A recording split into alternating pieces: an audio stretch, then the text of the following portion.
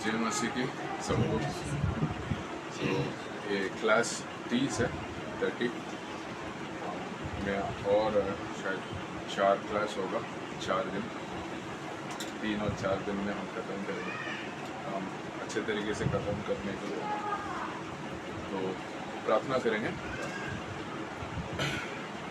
यीशु, हम धन्यवाद करते हैं कि आपने हमें अच्छा कॉन्फ्रेंस का समय दिया परमेश्वर, और अच्छा विश्राम दे रहे हो। और आज हम कैसे शैतान एक परिवार को हमला कर सकता है उसके बारे में हम सीखने वाले हैं परमेश्वर। धन्यवाद। हम सबको आपने एक परिवार दिए, और एक बड़ा परिवार है चर्च के द्वारा भी, आत्मिक परिवार। और मानपुर कलीसिया के लिए प्रार्थना करते हैं। धन्यवाद, आपने लोगों को, नया लोगों को लेके आ रहे हो परमेश्वर, और शैतान का कार्य को आप पीछे लेके जा रहे हो परमेश्वर।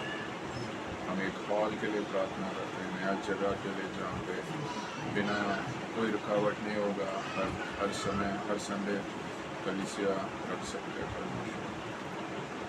एक रिवाइवल के लिए प्रार्थना करते हैं, और बच्चे लोग का मिनिस्ट्री के लिए प्रार्थना करते हैं। आज वचन से हमसे बात करिए परमेश्वर, यीशु का नाम से ये प्रार्थना करते हैं। तो ऑनलाइन सबका आवाज़ आ रहा है ना?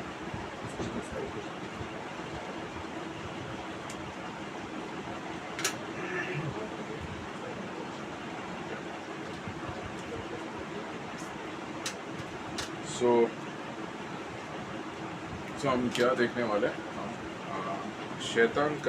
शैतान परिवार के विरुद्ध कैसे वो कार्य करेगा, और हम कैसे उससे छुटकारा पा सकते हैं।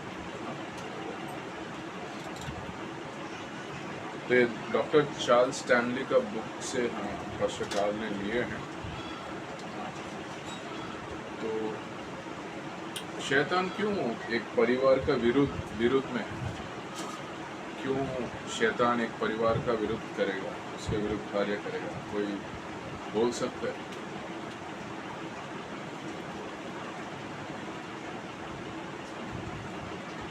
किसी का कोई भी सोच? परिवार के विरुद्ध क्यों शैतान कार्य करेगा?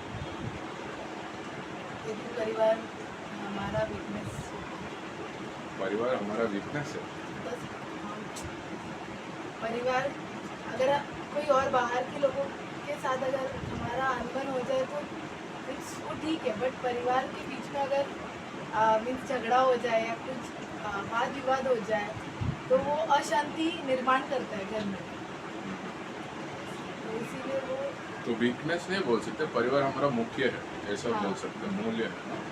तो और दूसरा बहुत बड़ी बात यह है कि परिवार कैसे आया? परमेश्वर ने बनाया उसको, ये मनुष्य का सोच नहीं था परिवार में। तो उत्पत्ति 2 में हम देख सकते हैं कि आदम को बनाया, पहले हवा को नहीं बनाया, राइट। और आदम नाम दे रहा था, किसी का निर्भय का शायद अनम्यूट में है। तो आदम सबको नाम दे रहा था, सब जानवर को। तब उसको महसूस हो रहा है कि मेरा भी एक हेल्पर चाहिए, तो मेरा जैसे एक अच्छा रिलेशन चाहिए, दोस्तीपन चाहिए। और परमेश्वर हवा को बनाया और आदम के पास लेके गया। उत्पत्ति 2 में 24 में हम देख सकते हैं। तो 23 में पढ़ ले, 22 से पढ़ लेंगे, 22 से 24। और यहोवा परमेश्वर ने उस पसली को जो उसने आदम में से निकाली थी स्त्री बना दिया, और उसको आदम के पास ले आया। तब आदम ने कहा, अब यह मेरी हड्डियों में की हड्डी और मेरे मांस में का मांस है, इसलिए इसका नाम नारी होगा, क्योंकि यह नर में से निकाली गई है। इस कारण पुरुष अपने माता पिता को छोड़कर अपनी पत्नी से मिला रहेगा, और वे एक ही तन बने रहेंगे। 26 वचन, मतलब परमेश्वर ने हवा को बनाया, आदम के पास लेके आया, और 26 क्या दिखा रहा है? वो एक मांस हो जाएंगे ना, एक मांस हो जाएंगे, मतलब they will become one flesh. वो क्या दिखा रहा है, वो मैरिज को दिखा रहा है, दर्शा रहा है कि दो अलग व्यक्ति है बट एक हो जाएंगे। तो पहला मैरिज किसका था? पहला शादी आदम और हवा के बीच में था। कौन किया? परमेश्वर ने किया, क्योंकि ये परमेश्वर ने बनाया ये मनुष्य का कि शैतान उसका विरुद्ध भी है। तो हम बोलते हैं ना कि हम जब सोशल में पढ़ते हैं कि family is a unit of the society बोलते हैं। पूरा समाज का फैमिली एक यूनिट है। अगर कुछ फैमिलीज में गड़बड़ होगा वो सोसाइटी में फैल सकता है। तो ऐसे बट हम ये भी बोलते हैं strong families make strong churches बोलते हैं ना, कि जो फैमिलीज, जो परिवार लोग मसीह में मजबूत हैं, वो पूरा कलीसिया को एक मजबूत कलीसिया बनाते हैं। तो शैतान इसीलिए परिवार का विरुद्ध है। तो हम काफ़ी चर्च गेट में भी देखे हैं और कई जगह पे देखे हैं, जब स्लम एरियाज़ में स्पेशली बच्चे लोग का हम पूछते हैं कि क्या प्रार्थना करना है, वो बोलते हैं हमारा पापा दारू पीते हैं, घर पे आके झगड़ा करते हैं ना, ये सब नहीं होना है, ऐसा पूछते हैं। नहीं तो उनका माँ बाप कोई बीमार है। तो काफ़ी फैमिलीज ऐसा दिखते हैं कि जो पापा है वो रिस्पॉन्सिबल नहीं है, काम नहीं कर रहे हैं, कुछ झगड़ा चल रहा। और जो वाइफ है, तो मम्मी है, उनके ऊपर पूरा वजन उनके ऊपर आता है। तो वो काम करना है, वो बच्चे को भी संभालना है, पूरा परिवार का चीज़ देखना है, फिर उनका पापा का जो झगड़ा है उसको भी झेलना है। तो वो भी थक जाते हैं, वो भी बहुत टूट जाता है।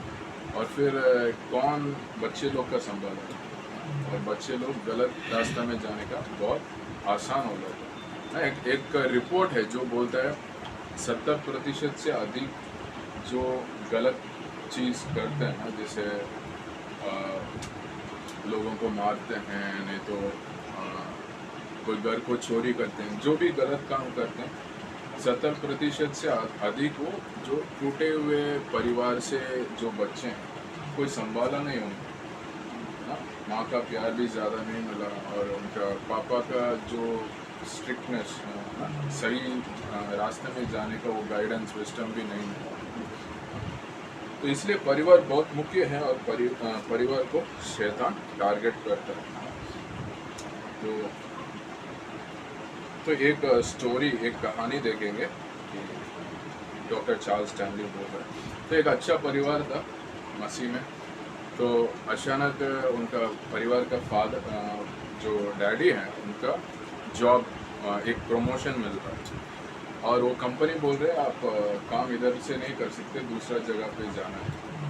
वो जगह वो परिवार से बहुत दूर है, और बट बहुत अच्छा सैलरी है, काफ़ी बेनिफिट्स है, और कंपनी बोल रहे 3 महीने में एक हफ्ते के लिए एक बार हम आपको फैमिली को देखने के लिए भेज देंगे।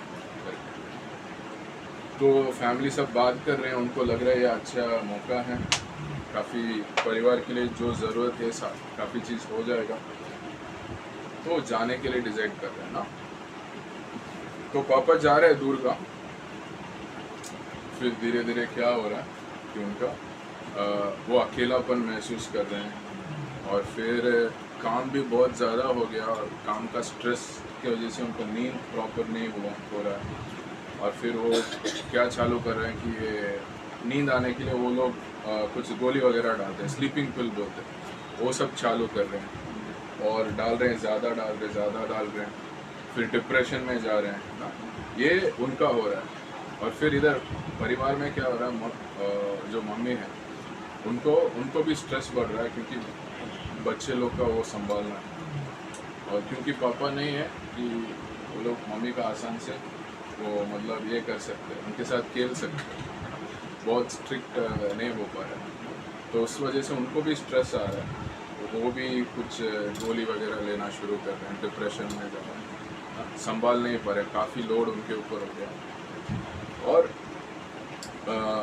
मतलब ये यूएस में हुआ, ठीक है, तो उनका कल्चर अलग है। तो उनका जो बेटी है, एक बेटी एक बेटा है, एक बेटी कुछ गलत ग्रुप के साथ संबंध हो गया और उनका कुछ गलत रास्ते पे चले गए, और ये सब देख के बेटा बहुत गुस्सा हो गया सब के ऊपर, पापा इधर नहीं है, मम्मी संभाल नहीं पा रहे और मेरा बहन गलत रास्ते में चला गया, तो मैं क्या करूं करके बहुत गुस्सा होके घर से निकल के कहीं और चला गया, मतलब उनका कोई रिश्तेदार के घर पे जाके रुकने लगा। तो क्या हो गया, एक गलत डिसीजन की वजह से पूरा फैमिली क्या हो गया, टूट गया। और ये फिर ये बंदा, ये डैडी क्या किया, उनका पासवान के पास गया, वो बोला कि शैतान मेरा परिवार में कार्य कर रहा है, उसका पकड़ में है हम लोग का परिवार, वो क्या कर सकते हैं।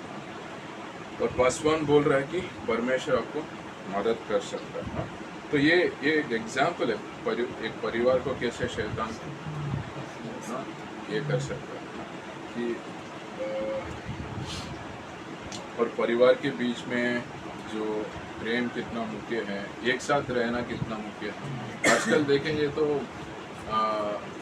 मतलब पैसा के वजह से नहीं तो ज़्यादा हम सेविंग्स वगैरह करने की वजह से लोग अलग अलग जगह पे भी रह के काम करते हैं। वाइफ एक जगह पे है, हस्बैंड एक जगह पे, बच्चे कोई जगह पे पढ़ रहे हैं। तो ये मतलब जनरली हम बिब्लिकली बोलते हैं कि ये परिवार अलग अलग रहना और भी वो भी लंबा समय के लिए अच्छा नहीं है ना परिवार के लिए। तो कैसे जानेंगे बच्चे लोग अपने माँ बाप को, कैसे जानेंगे अलग अलग रहेंगे तो और शैतान उसको इस्तेमाल भी कर सकता है। जब हम अलग अलग रहेंगे शैतान उसमें कोई और अलग रास्ता लेके आता है। तो अभी हम देखेंगे शैतान कैसे एक परिवार को आक्रमण करता है। How Satan invades a family.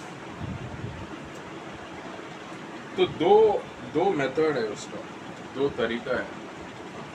पहला तरीका ये है कि डायरेक्ट असॉल्ट ना, सीधा वो हमला करता है। हम अय्यूब का कहानी में जैसे हम देखें कि उसका सारे संपत्ति चला गया, उसका बच्चे लोग मर गए एक ही दिन में, और उसके ऊपर भी काफ़ी बीमारी लेके आया। तो कोई नॉर्मली कोई परिवार में शैतान ऐसा कार्य कर सकता है कि हमला कर सकता है, किसी का बड़ा बीमारी लेके आया नहीं तो, और उस वजह से, और बीमारी जब लेके आएंगे, एक तो बीमारी है, दूसरा उसके साथ काफ़ी खर्चा भी होता है, तो फाइनेंस का भी इशू हो जाता है, और सब क्या होगा, एक बड़ा बोझ आएगा परिवार के ऊपर। अगर एक बंदा भी वो फैमिली में एक व्यक्ति को भी होगा, पूरे व्यक्ति उसको झेलना पड़ेगा, हाँ पूरा परिवार उसको झेलना पड़ेगा। तो क्या होगा, ये एक प्रेशर नहीं तो एक स्ट्रेस आएगा वो फैमिली के ऊपर। अगर एक व्यक्ति के ऊपर भी सोचो, एक किसी का एक्सीडेंट हो गया अचानक, नहीं तो किसी का किडनैप कर दिया, तो फ़ोन कॉल आया, आपका परिवार का बंदा का आपने किडनैप कर लिया और इतना पैसा दे, जैसे हम मूवीज़ में देखते हैं। तो परिवार क्या करेगा, अचानक एक हमला होगा। तो और ये चीज़ हमारा हाथ में नहीं है, ये हम कंट्रोल नहीं कर सकते। पहला 2 क्लास में हमने देखे ना, स्फीयर ऑफ इन्फ्लुएंस करके बोले थे, कुछ चीज़ हमारा हाथ में है, कुछ चीज़ हमारा हाथ में नहीं है, और परमेश्वर उसको अलाउ करता है। और जैसे हमने कुछ पहले क्लासेस में हमने देखे कवच के बारे में, आत्मिक कवच के बारे में, अगर आत्मिक कवच के साथ हम उसको वो सिचुएशन को हैंडल करते हैं, वो हम संभाल पाएंगे वो समय में। नहीं तो क्या होगा, ज़्यादातर हम हमारा अंदर गुस्सा होगा,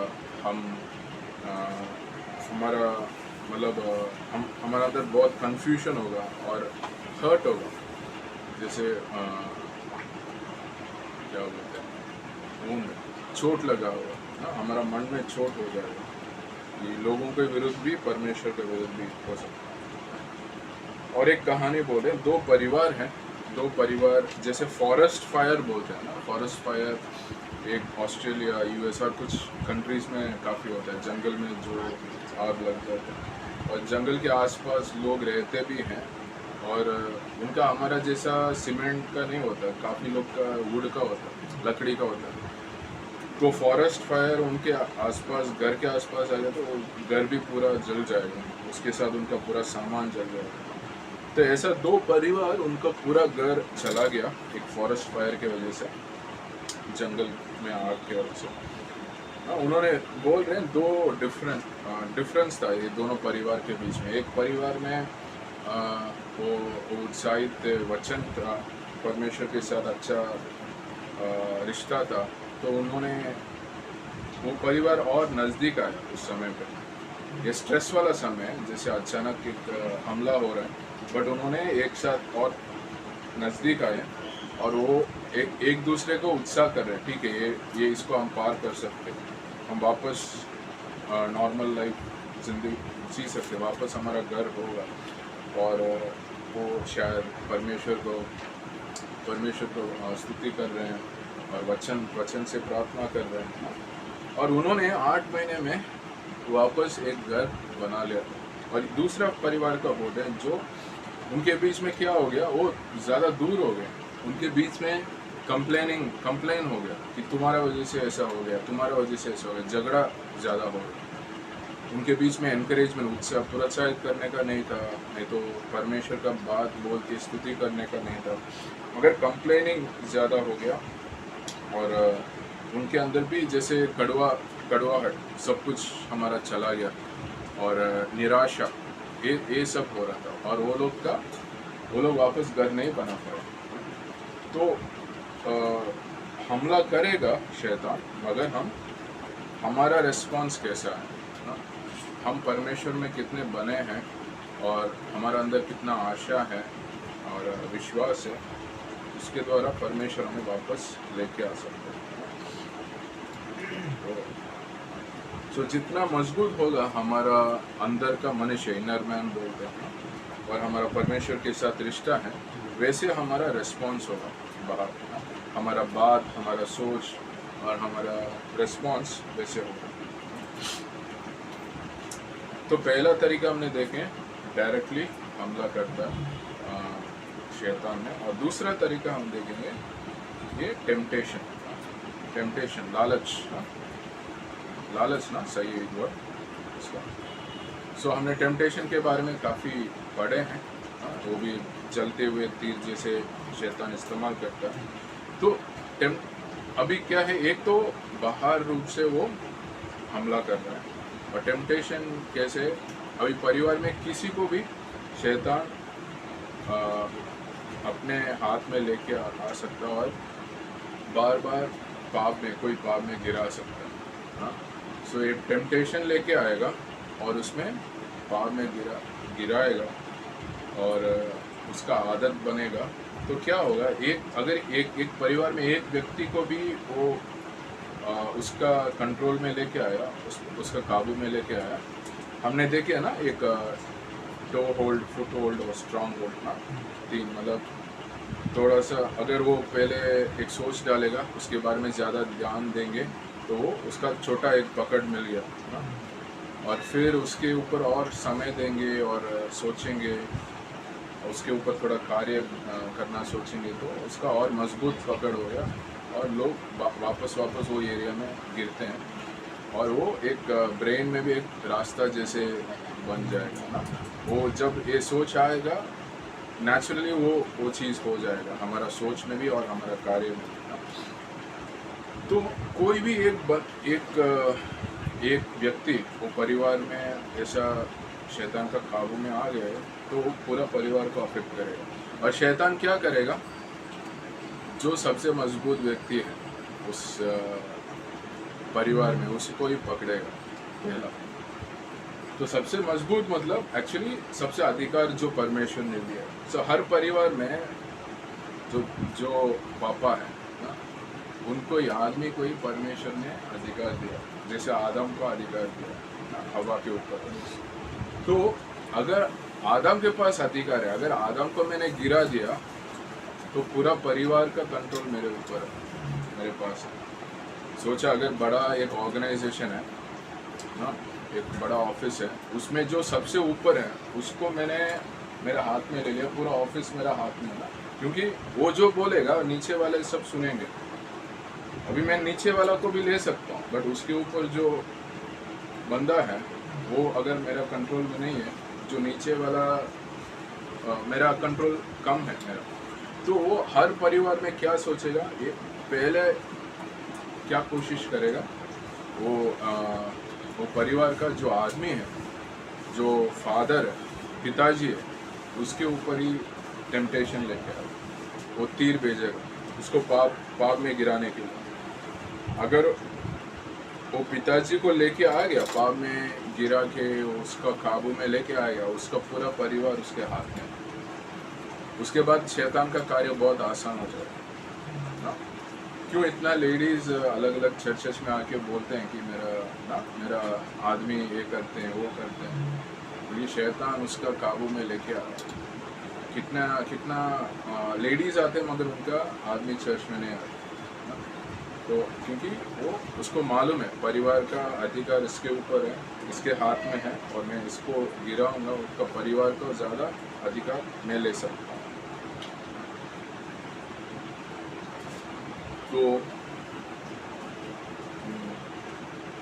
तो फैमिली के बीच में भी ऐसा, जैसे ये होता है ना कि कभी कभी कोई, ये जो मटेरियल है ना, ये यूएस का फैमिली के हिसाब से दिया हुआ है। जैसे उधर डिवोर्स केसेस ज़्यादा होते हैं, कोई पापा ने तो मम्मी बीच में छोड़ के चले जाएंगे, तो क्या होगा कि परिवार में बाकी लोग हैं, उनके मन में शोक होगा और एक नफरत हो सकता है उनके ऊपर कि हम अपने आप, मतलब बच्चे लोग का सोचो कि हम अपने आप बढ़ रहे हैं, हमें मदद करने के लिए मेरा पापा नहीं है, नहीं तो मेरा मम्मी नहीं है ना, वो चोट हो सकता है।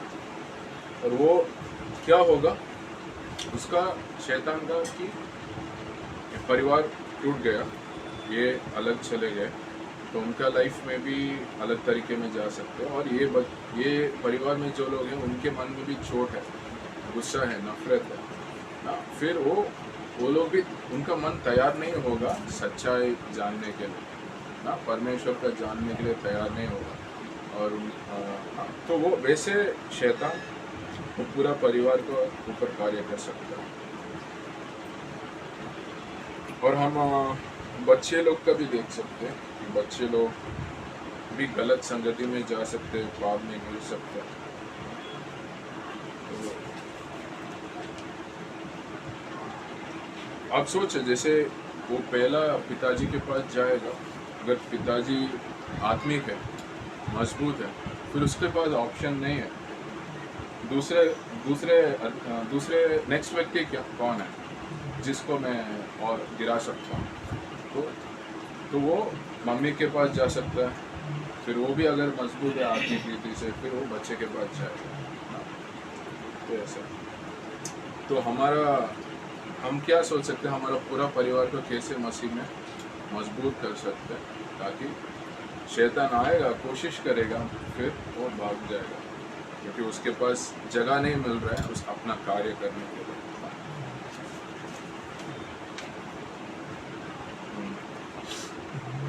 तो अभी हम देखेंगे, हम ये समझ आ गया ना कि शैतान, हमने एक छोटा रिव्यू कर लेंगे कि परिवार परमेश्वर ने बनाया है, निर्माण किया, वो मनुष्य का सोच नहीं है, मनुष्य के लिए बनाया, और ये हमारे लिए अच्छा है।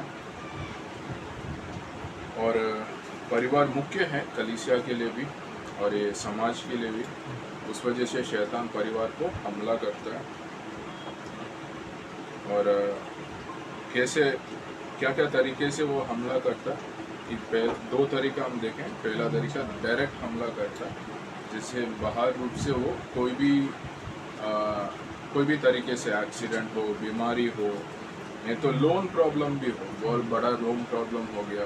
कितने लोग लोन में वापस नहीं दे पा रहा हूँ करके वो मरे हैं, क्योंकि उनका आसपास आके पब्लिकली वो कुछ भी बोल सकते, कोई भी जिससे लोन लिया ना, उनका शर्म हो जाएगा, ग्लानि हो जाएगा, तो वो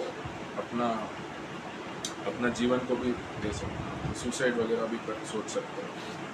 तो कोई भी लेके आ सकता है वो, तो डायरेक्ट असॉल्ट होने देके।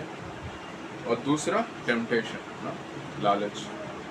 तो पहला वो मतलब जिसके पास अधिकार है पिताजी के पास, उसको पाप में गिराने के लिए कोशिश करेगा। और काफ़ी परिवारों में वो जीत रहा है, वो जीत रहा है।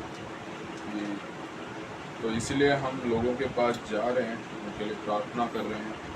और हमें बहुत मुख्य है कि ये जो आत्मिक रूप से मजबूत वाले जो आदमी लोग बहुत मुख्य हैं, कलीसिया के लिए भी, परिवार के लिए भी ना। तो अभी कैसे हम परिवार को, अगर एक परिवार अगर शैतान का जाल में नहीं तो ना काबू में फंसा हुआ है, कैसे छुटकारा पाए, उसके बारे में देखें। तो डॉक्टर चार्ल्स 4 पॉइंट बता रहे हैं ना। पहला पॉइंट ये है, आपका मसीह में आपका पद क्या है, वो उसको पहचान, recognise your position in Christ.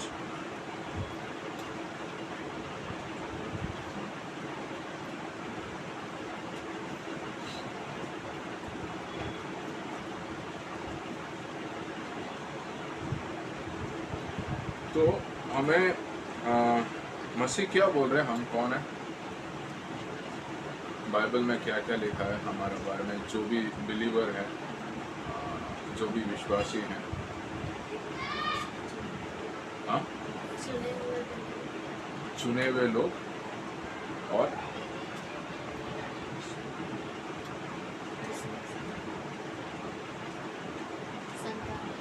हाँ, संतान, मतलब मसीह का संतान और परमेश्वर, हाँ, हेयर्स ऑफ क्राइस्ट बोल सकते हैं हम, उनके बच्चे हैं। अलग अलग रीति में है ना, हम बहुत परमेश्वर का देह हैं और परमेश्वर का आर्मी का सोल्जर्स भी बोलते हैं, सोल्जर्स ऑफ गॉड्स आर्मी। और ब्राइड ऑफ क्राइस्ट बोलते हैं कि परमेश्वर का जो दुल्हन, मसीह का दुल्हन हम लोग। तो और हम ये भी बोल सकते हैं, हम आशीष वाले लोग हैं, हम आशीष वाले लोग हैं। हमारा पास सच्चाई है, हमारा पास परमेश्वर का प्रेम है ना। और पद क्या है कि मसीह के साथ है, मसीह के साथ स्वर्ग राज्य में है, जो सिर्फ वो मसीह के द्वारा, मसीह के ऊपर विश्वास के द्वारा हमें मिल सकता है। और हम पूरे धार्मिक हैं ना। तो ये हम पहचानेंगे ना।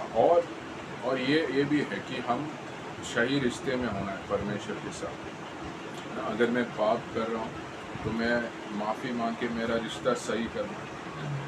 मैं पाप कर रहा हूँ, मैं माफ़ी नहीं मांगा तो क्या होगा, मेरा रिश्ता दूर हो जाएगा, मेरा संगति में दूर हो जाऊँगा। मेरा उद्धार है मगर मेरा संगति में दूर हो जाएगा।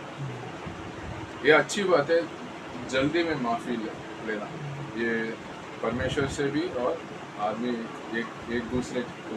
मुझे लग रहा है मैं कुछ गलत किया है, अगर मुझे लग रहा है मैं गलत नहीं किया, फिर भी मैं जाके बात करके वो ठीक कर सकता हूँ। कभी कभी हम नहीं गलत किए, फिर भी मैं बोल सकता, मैं ठीक है, मैं माफ़ी पूछता हूँ कि किसके लिए, क्योंकि हम हमारे बीच में एकता रखने के लिए और समाधान रखने के लिए, जो बहुत ज़रूरी है परिवार में भी और कलीसिया में भी। तो हम जब सही रिश्ता रखते हैं परमेश्वर के साथ, तो हमें हमारा पहचान है, हम मसीह में कौन है ना। और हम मसीह का मतलब परमेश्वर का जो उपस्थिति है उसको जान के जीना चाहिए ना। जैसे इंग्लिश में एक फ्रेज है, practising the presence of God. इसका मतलब यह है हर समय मेरा मन में ये है, परमेश्वर मेरे साथ है। तो क्या है, मैं परखता हूँ, मैं क्या सोच रहा हूँ, मैं क्या बोल रहा हूँ, मैं क्या कर रहा हूँ, ये मसीह को प्रसन्न करेगा क्या। तो तो उसके द्वारा मैं मसीह के साथ मेरा पद को पहचान कर सकता हूँ। तो ये पहला पॉइंट है कि मैं मसीह के साथ क्या रिश्ता में हूँ, मैं मसीह के साथ मेरा पद क्या है ना, मेरा पोजीशन क्या है, कि मसीह मुझे कैसे देख रहे हैं, वो पहला पॉइंट है। दूसरा है कि जो परमेश्वर को प्रसन्न होगा वही वो करना है। क्यों शैतान मेरा परिवार को अपना काबू में रखा हुआ है, कैसे रखा? क्योंकि मैं शायद पाप कर रहा हूँ, मैं भी कुछ काम कर रहा हूँ जो शैतान को प्रसन्न कर रहा है मगर परमेश्वर को नहीं कर रहा है। तो मतलब परमेश्वर के विरुद्ध कुछ कार्य कर रहा हूँ। नहीं तो मेरे अंदर विश्वास नहीं है, तो मैं बहुत संसारिक हो गया, कोई भी हो सकता।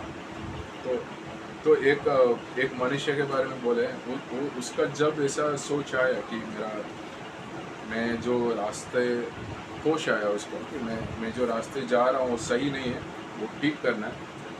और उनको पूछा, पासवान ने पूछा, आप क्या सोच रहे, क्या क्या आपका जीवन में ठीक करना लग रहा है? वो खुद 5 चीज़ बोला, क्योंकि उसको मालूम है उसका जीवन कैसे है। वो खुद पास्टर ने नहीं सजेस्ट किया, वो खुद सोच के जांच के बोला ये चीज़ मैं करूँगा। वो बोला पहले मैं जो वीडियोस कुछ देखता है वो जैसे वायलेंट वीडियोस है, जैसे लोगों को मारने जैसे, शूट करने जैसे, वो सब शायद वो आदमी ज़्यादा देखे। वो बोला मैं वो पूरा बंद करूँगा, वायलेंट वीडियोस देखना बंद करूँगा। और उसका बहुत गुस्सा आता है शायद, तो बोलता है मैं कोई एंगर गुस्सा कम करने वाला कुछ क्लासेस ले लूँगा, और मैं चर्च ज़्यादा आऊँगा, ज़्यादा मतलब वो संडे और मिडवीक में लगातार आऊँगा, वो रेगुलर नहीं था। और चौथा वो सोच रहा है मैं बाइबल क्लास करना शुरू करूँगा, और 5वां मैं दारू पीना बंद कर दूँगा।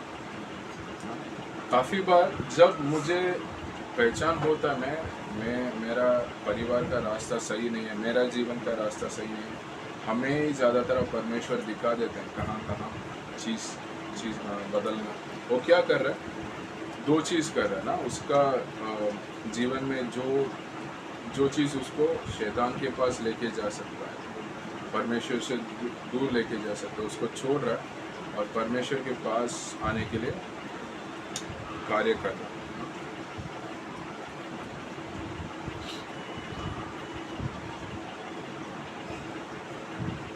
तो जैसे ये करते रहता था, उसका जीवन में एक डिसिप्लिन आया, और उसको बुद्धि मिल रहा है परमेश्वर का वचन से, और परमेश्वर के साथ उसका रिश्ता और मजबूत हुआ। और क्या हुआ, उसका परिवार में वापस जीवन आया, वापस जीवन, प्रेम, समाधान आया।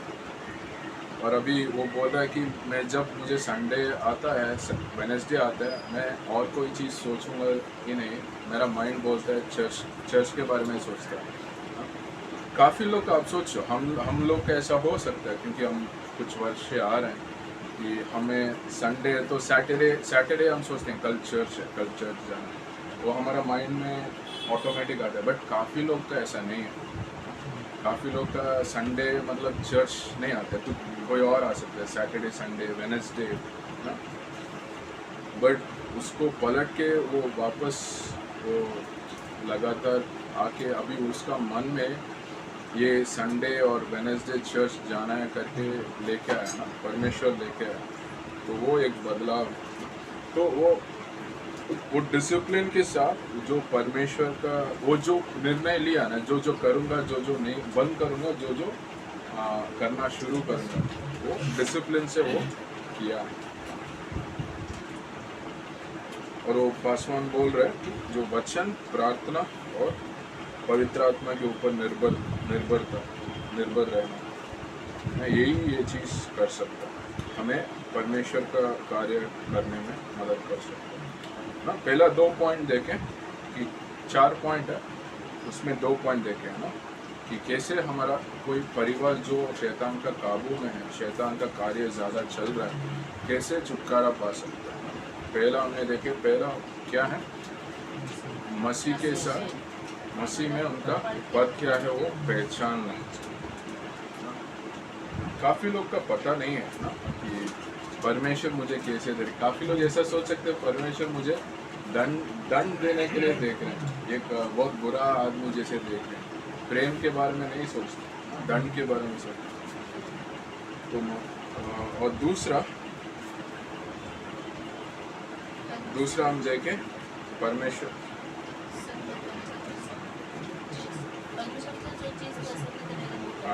जो परमेश्वर का प्रसन्न करने वाला कार्य करें। राइट। अजय कितना टाइम है? और 5 मिनट। सो अभी तीसरा देखेंगे।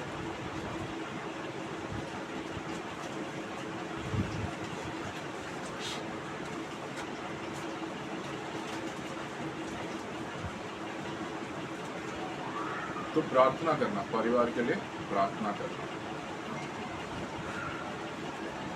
Praying for your family.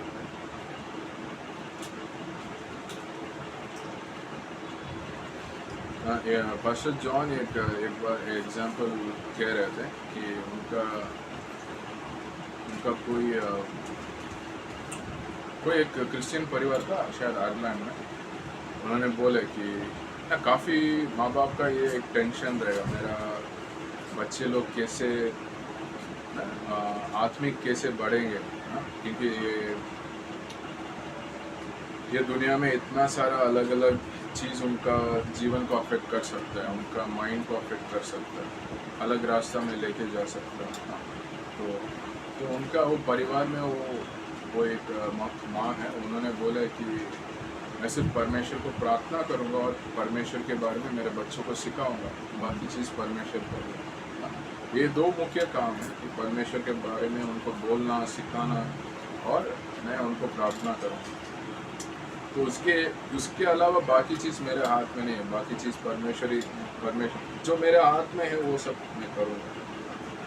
सो प्रार्थना बहुत मुख्य है कि हम परिवार में फैमिली प्रेयर्स करते हैं, और फैमिली प्रेयर्स के द्वारा हर जन बच्चे लोग भी प्रेयर के बारे में सीखते हैं, और हम एक दूसरे के लिए परिवार में प्रार्थना करना बहुत मुख्य है। और हम यीशु के नाम से प्रार्थना करते हैं, राइट। तो उन्होंने बताया है कि यीशु के नाम से प्रार्थना करना है। ऐसा नहीं है कि सिर्फ हम प्रार्थना का अंत में हम बोलते हैं कि यीशु के नाम से प्रार्थना कर रहे हैं, सिर्फ वो मतलब नहीं है। ये बोल रहे कि यीशु के नाम से प्रार्थना करने का मतलब ये है, यीशु कैसे वो प्रार्थना किए होंगे। अगर यीशु वो सिचुएशन में होंगे तो वो कैसे प्रार्थना किए, मतलब 2 चीज़ है हमने पहले भी देखे ना, वचन के अनुसार मतलब और उनका इच्छा के अनुसार।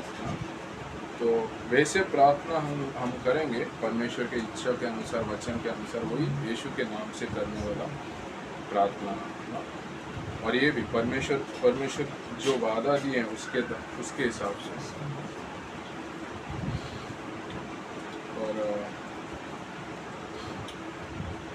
और परमेश्वर का जो मसीह का जो लहू है, मसीह को लहू को लेके हम प्रार्थना कर सकते हैं। ये प्रकाश वाक्य 12 में वचन 11 पढ़ेंगे।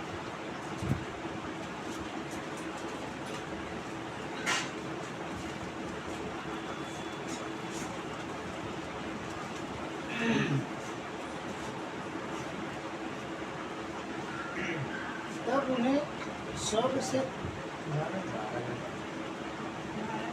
12 में 11 वे मेमने के लहू के कारण और अपनी ही गवाही के वचन के कारण उस पर जयवंत हुए, और उन्होंने अपने प्राणों को प्रिय न जाना, यहाँ तक कि मृत्यु भी सही। लोग उधर 3 चीज़ लिखा है हम जयवंत होने के लिए शैतान के ऊपर। तो हमने मेमने का लहू, तो मेमने का लहू को हम हमारा प्रार्थना में इस्तेमाल कर सकते हैं। वो हमें सुरक्षित रख सकता है मेमने का लहू। और क्योंकि मेमने वो लहू ही हमारा पूरा पाप को माफ़ किया है और शुद्ध किया, हमें शुद्ध किया है। और परमेश्वर का ये मसीह का लहू का ये है शक्ति और सामर्थ्य।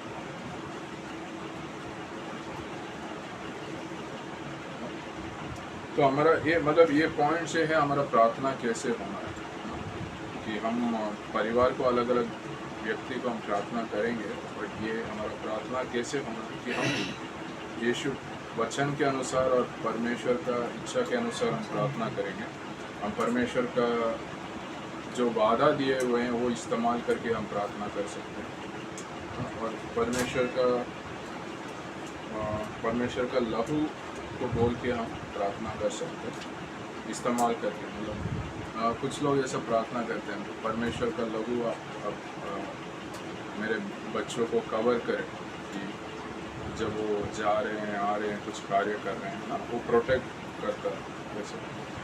और विश्वास के साथ बिना शक का विश्वास के साथ हम प्रार्थना करें और पवित्र आत्मा के ऊपर निर्भर रह के हम प्रार्थना करें। हम प्रार्थना के बारे में एक क्लास में पूरा देख लेना, तो इसमें वॉचमैन ने एक बुक लिखा है प्रार्थना के बारे में, लेट अस प्रे करके। उसमें ये बोलता है कि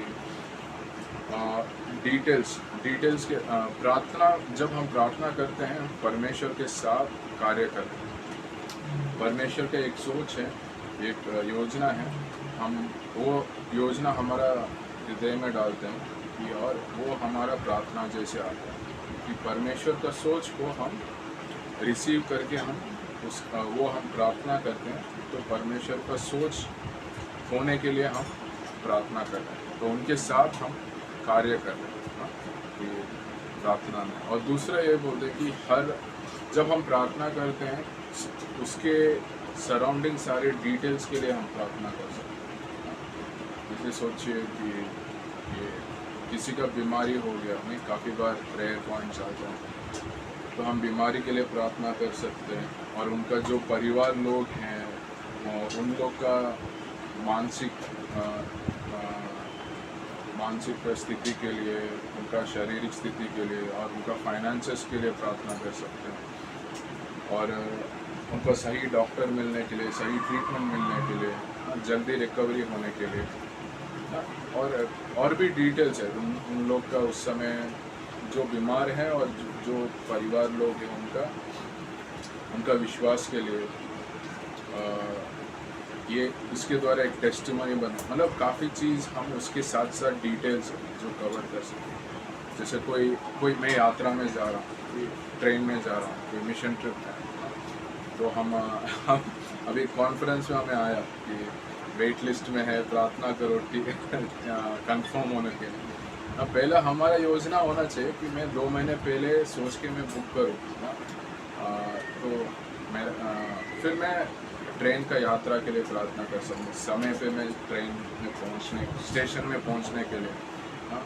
और जहाँ पे मैं बैठ रहा हूँ आसपास लोग उनके पास मौका मिलने के लिए परमेश्वर के बारे में बताने के लिए, जैसे फेवर बोलते हैं, ये अच्छा वाला नेबर मिलने के लिए, जो ऐसा नहीं झगड़ा वाला।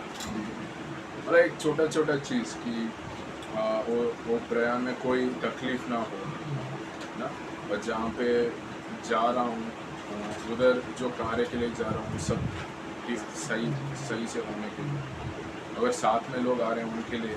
तो जब ज़्यादा डिटेल के साथ प्रेयर करते हैं ना, तो क्या होगा, शैतान का एक पकड़ नहीं मिलता है कि जिसके ऊपर प्रेयर नहीं किए हैं उसके ऊपर पकड़ना उसका आसान होगा।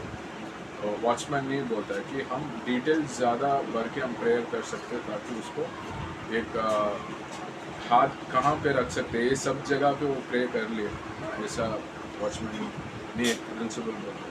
तो ये तीसरा पॉइंट है, प्रेइंग, प्रार्थना करना फैमिली। तो चौथा पॉइंट नेक्स्ट क्लास में देखेंगे। जय मसीह।